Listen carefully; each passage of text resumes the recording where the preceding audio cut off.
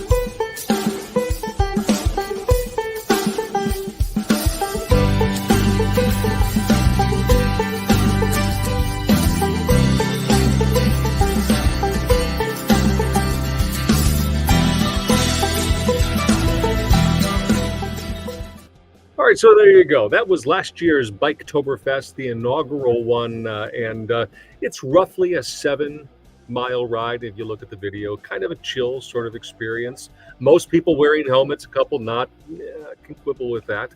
But to learn more about it, I want to introduce you to the founder and organizer of it so we can talk about what's going on this week for Biketoberfest. Take a listen. Oleg Lisak is the founder and organizer for the inaugural Biketoberfest, and he joins us now from the Ion downtown. Oleg, thank you very much. Got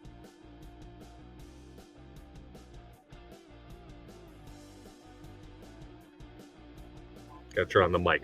I want to apologize. Zoom was not working for me at the time, so I had to record with the iPhone. You see it there in my screen, and I was kind of going for the artsy sort of off-angle sort of thing.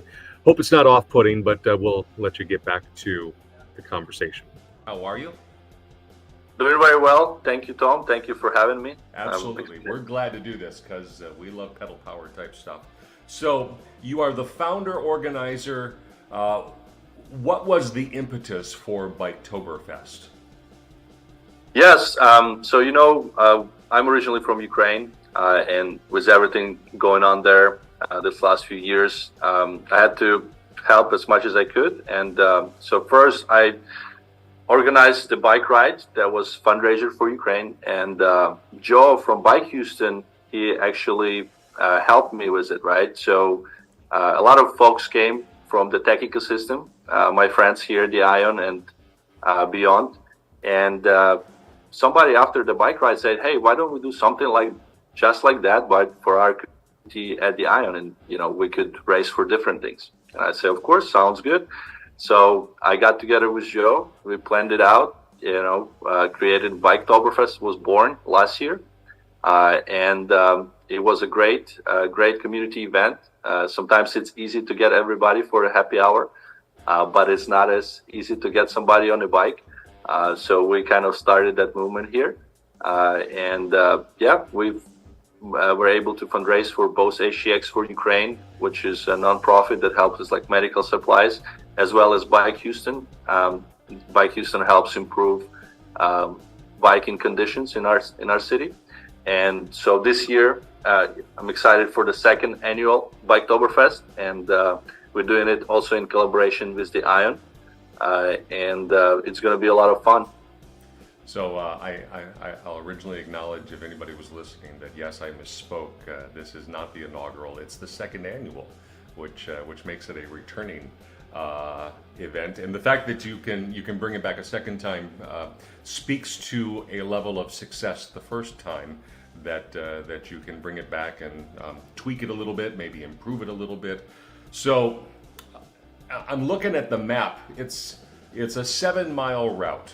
I'm gonna guess this is designed to be kind of a slow roll social sort of experience. Tell me about it.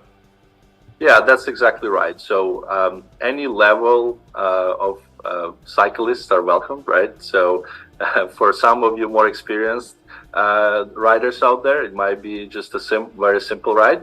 But we want to kind of include everyone. So even like last year, people were able to rent those bikes, the big cycle ones, and they were able to keep up with us as well. It's not about like the challenge as much as it is for getting out together with the community and riding. And also want to mention that even though the majority of our group are going to be entrepreneurs, innovators, tech people, we encourage anyone to join us. So you don't feel like you have to be an entrepreneur. You can join us if you're a cyclist, if you want to do something for the greater cause. Please feel free to join us. Just on the dates, just to make sure that we have that, it's going to happen on Thursday, that October 26th, yes, from 5 to 8 p.m. It's going to be 7 miles ride, like Tom said, and we'll start and finish the ride at the Ion Plaza in front of the second draft. It's the Ion Stop Room, and we'll go through Midtown, Downtown, and Museum District. So, for people who, and I note that most of the people, as you say, will be kind of in the business, air quotes, to some degree, but it's open to everybody. How many are like infrequent bike riders who are getting out on some of these roads in this route, and you'll go from Midtown, you'll go straight through downtown, circle around by Discovery Green. I'm looking at the map right now as I look off to the side, Minute Maid Park, the Museum District. How many people are seeing this stuff from the seat of a bicycle for the first time? Yeah, I would say that majority will be either first-time riders, because a lot of my friends are like, "Oh, I have to get the bike," and it just kind of get me excited. I was like, "Well, you were looking for a reason. Maybe this is that reason, right? You were looking to get a bike, or they're trying to borrow bikes." And even like when we were riding last year, somebody was saying like, "Oh, I didn't even know that we have these bike lanes here, right?" And so that's kind of that additional bonus that you'll get to experience. And Joe from Bike Houston will lead the ride. and so we'll get to see that Houston is a bikeable city. You just have to know ins and outs of it. So hopefully we could help with that. Also, I'd like to add that Houston has the heart, the hustle, and the handlebars, right? So the hustle part is our ION ecosystem. So we are at center of gravity for entrepreneurship. The heart is anybody who wants to show up just because we are donating to 3 different nonprofits.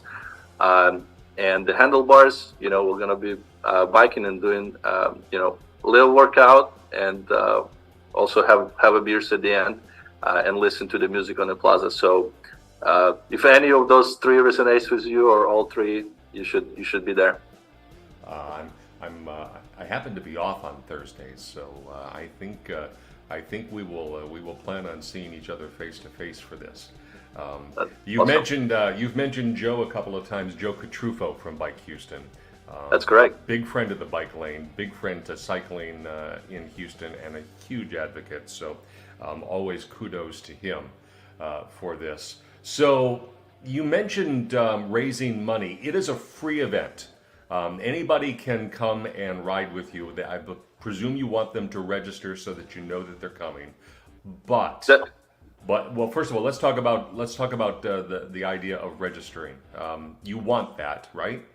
Yes, that's correct. So you can register at the ION District /events /Biketoberfest. Mm-hmm. If you go on ION website, you should be able to find it quite easily. And I'll bet that you can see that address right here on the screen of the bike lane. So, but go to the ION and look for events and look for Biketoberfest if you can't write it down here on the screen. But go ahead. I'm sorry to interrupt. No, that's totally fine. So the donation is optional when you register. So you're already supporting by showing up. If you wish to donate, that would be greatly appreciated. And so the 3 nonprofits, the beneficiary this year is again Bike Houston, ACX for Ukraine, and this year we added Bunker Labs. So they support veteran entrepreneurs. We're already talking to somebody that we should add next year, a couple other nonprofits. Mm-hmm. So it's kind of became this snowballing effect that started with just one great cause, and now because we have more people involved. Also, there are sponsors that are already contributed, and we'll print the names on our custom really fun T-shirts that we'll have there. Tom, let me know your size. I'll make sure to save you one as well. Thank you. If I could take a second and thank some of our sponsors. Of course. So I'd like to thank Honeycomb Software for being gold sponsor. Our silver sponsors are Berkeley International Public Adjusters, Wind Everest, Alaska Data, Tempest DroneWorks, Red Swan are all the silver sponsors. We also have a bronze sponsors, Unicorn Forms, Circle.oo, TuneBat, Locume, E360, Datadog, StudioPad, the Premium Advantage, the Vessel Group, of course, Bike Law, Second Draft, and the Limbar. So the Limbar is one of the restaurants downstairs. They promised to bake us a little pretzel bun, so it will be more like Oktoberfest to go with our beers. And the Second Draft, they're supposed to donate 10% of all of the money spent that night to those nonprofits as well. So thank you all so much. Yeah. And of course, thank you, ION, for helping me organize this year, as well as Bike Houston.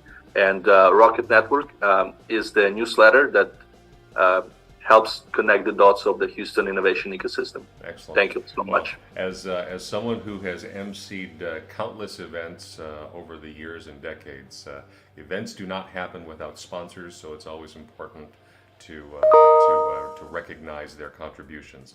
Before I let you go, so people who may be seeing this think, well, heck, I got Thursday night free on the 26th. Maybe I'll come ride with those folks.